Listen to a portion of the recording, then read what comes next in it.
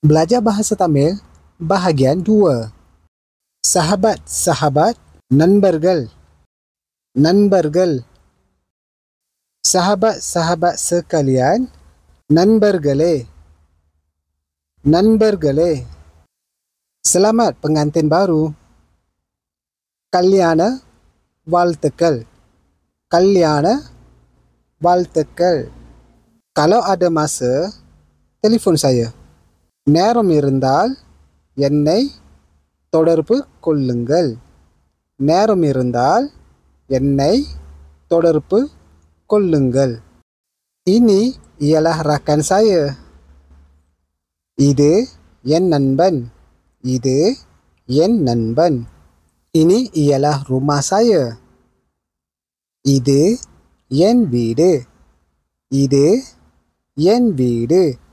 Nama saya ialah Ali. என் பெயர் Ali. என் பெயர் Ali. Apa nama awak? உங்க பெயர் என்ன? உங்க பெயர் என்ன? Awak tinggal di mana? நீங்க எங்க தங்கியிருக்கீங்க? நீங்க எங்க தங்கியிருக்கீங்க? நீங்க எங்க தங்கியிருக்கீங்க? Saya tinggal di Kuala Lumpur.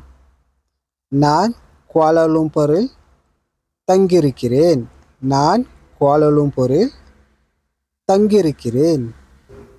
Terima kasih. நன்றி. நன்றி. Sama-sama. வரவேற்கிறேன். வரவேற்கிறேன்.